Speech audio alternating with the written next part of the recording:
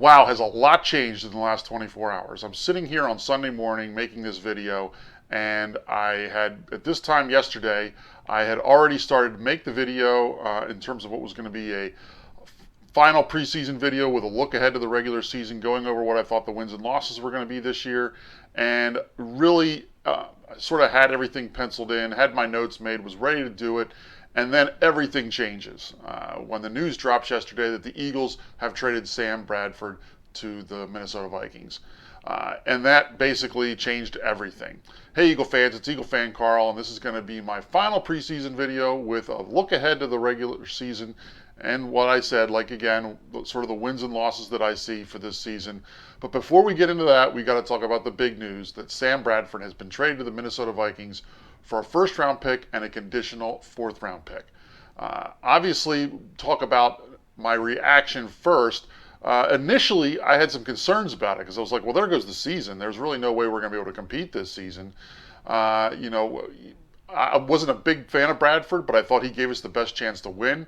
The division was terrible, so there was a chance that we were going to be able to actually compete and maybe win the division if we got some good breaks going our way. But ultimately, I think that this is one of those things that in the long term, this is a brilliant move.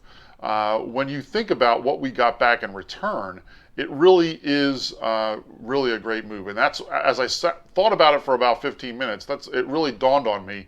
I said, you know what? When people would ask me, what do I think about this season? I was telling them I had no expectations for this season anyway. So now I really have no expectations, but now I actually have gotten something back for the fact that I don't have any expectations for the season, if you look at it that way. So we can actually move on from Sam Bradford and start the Carson Wentz era all that earlier and develop his game so that he's even more prepared going into the next season to play at the NFL level. So I think that this is a great move, and Howie Roseman really needs to get a lot of credit for what he pulled off here.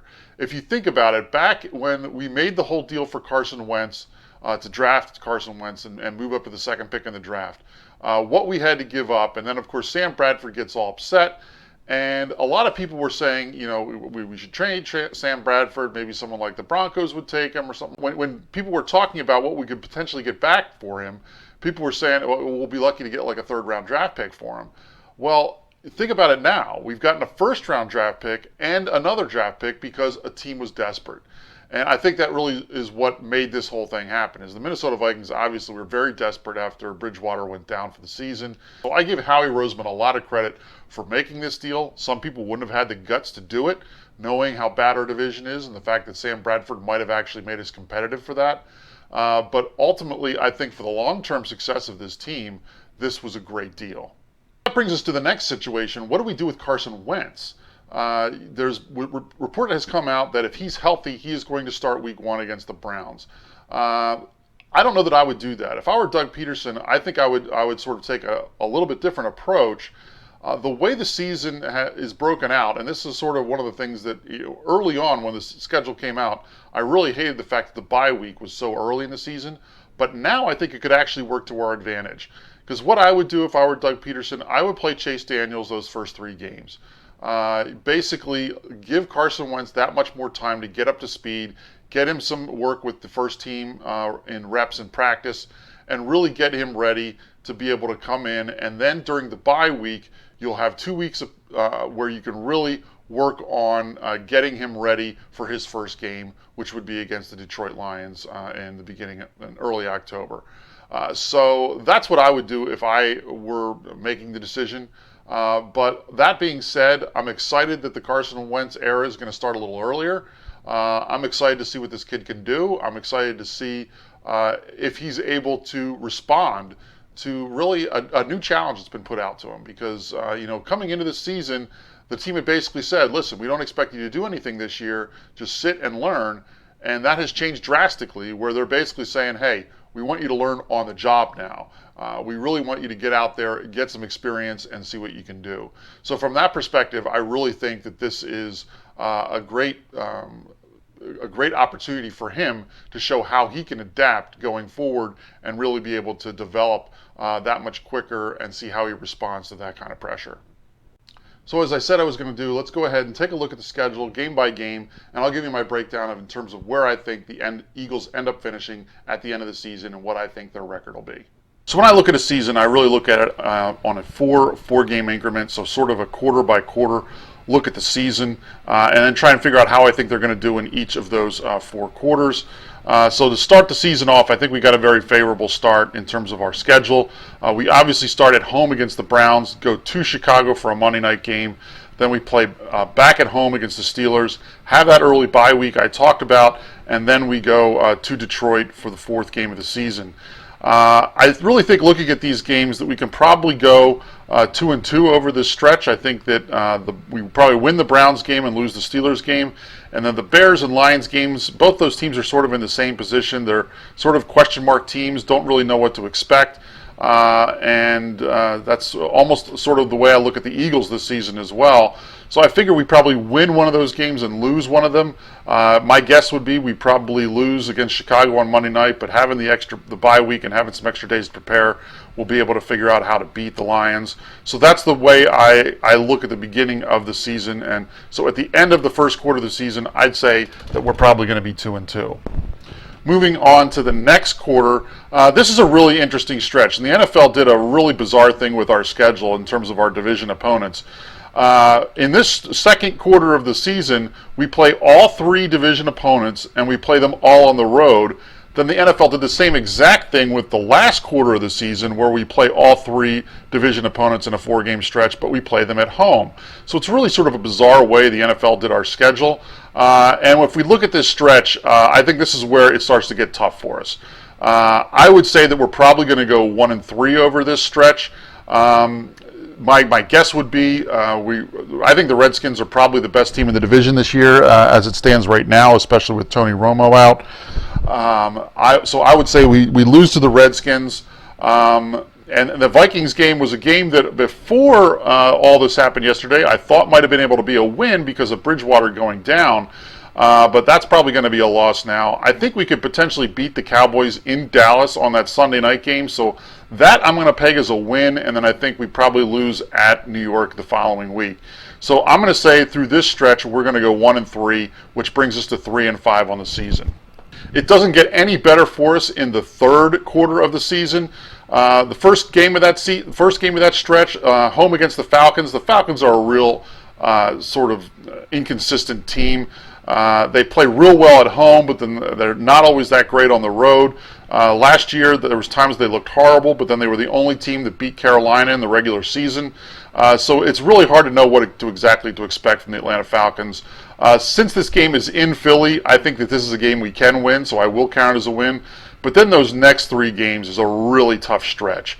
All 3 of those teams are playoff caliber teams.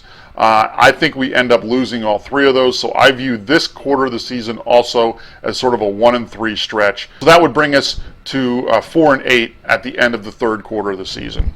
So for this 4th quarter of the season, once again, the NFL sort of did the opposite of what they had done earlier in the season. Once again, all 3 division opponents in a 4-game stretch, but this time, instead of all being on the road, they're obviously all at home.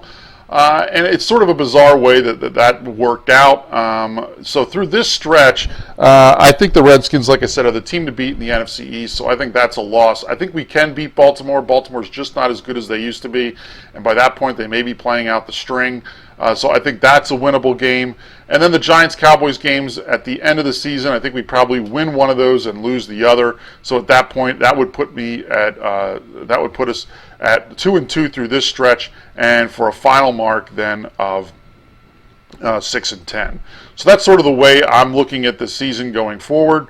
The interesting thing, when I had started to record this part of the video earlier in the week before the Bradford trade happened, and as I was going through this, I actually had them at 7-9 at the end of this. So it's really only 1 game difference that I'm looking at, and that really has to do with the Minnesota game. That has to do with the fact that Minnesota's a little better. than they were when Bridgewater was going to be out. So from that perspective, I really look at it that I think that there's really not that much of a difference between Bradford playing this season and a combination of Chase Daniels and Carson Wentz, or maybe even Carson Wentz for the whole season. So that's the way I'm looking at it. In fact, when I had actually done this breakdown, I had said that after the Redskins game on December 11th, that for the last 3 games, that's when I thought Carson Wentz should start. If by that point we probably would have been out of it. Our record at that point would have been like 5-8. So I thought that would be a great time for him to come in and start his development for next season. But obviously that's going to start a lot sooner now, and we can get real excited to see how he develops this season, understanding that we've got really no expectations for how I think the Eagles are going to end up this year. So that's where I see the Eagles. I see them finishing around 6-10, depending on what other teams in our division do. That's probably either going to be 3rd or 4th place. Certainly not in contention to win the division, but that's where I would put the Eagles this season. But like I said, this season is all now about the development of Carson Wentz, seeing what he can do, and hopefully maybe what that means for the future of the franchise. Do want to talk briefly about the 4th preseason game. Like I said last week, I wasn't going to watch the game if Carson Wentz wasn't playing, and I didn't watch the game. And I'm going to interrupt this video right here. I had this video all done, ready to, I was just getting ready to upload it to YouTube when I got the notification that the Eagles had released Paul Turner. I actually, in this part of the video, had a whole section where I talked about Paul Turner, the big play he made the other night against the Jets with the punt return for the touchdown, and the fact that I was thrilled that the Eagles were going to be keeping him. So I was understandably upset and really confused as to why the Eagles would let Paul Turner go. They had to make some roster moves because of guys they claimed off waivers. But the only one of those guys that makes any sense in terms of who they're replacing Turner with is Bryce Treggs, the wide receiver they got from the 49ers. But he's in much the same situation that Paul Turner was in that he was an undrafted rookie free agent this year. So it's not like you upgraded the position where you were bringing in a veteran guy who maybe had some NFL experience who was going to be able to teach some of these younger receivers something. Instead, you brought in just another rookie wide receiver. So it really makes no sense why you would cut a guy like Paul Turner for Bryce Treggs. And really what it ends up being is a slap in the face of Paul Turner, because all Paul Turner did was everything that you would ask an undrafted rookie to do in the preseason. He led the league in receptions for the preseason, which I know it's just the preseason, but that's all he had to do anything with. So he had no opportunity to make any plays during the regular season. And then, of course, he also made the big play the other night on special teams, so he showed he can contribute in that way. So I really think it's sort of an unfair thing that they're doing to this guy, where they brought him in, he did everything he was asked, and they're still basically cutting him with hopes that they can sign him to the practice squad, but there's a good chance that maybe another team would take him. So it's something that I just don't think makes any sense. So that's all for this week. I'll check in next weekend with a preview before the Browns game, and then obviously after the Browns game, I'll give you my final check-in. At that point, we'll know if Carson Wentz probably is going to be starting that Browns game or not. But for now, let's just go ahead and get ready for the regular season. And as always, fly Eagles fly.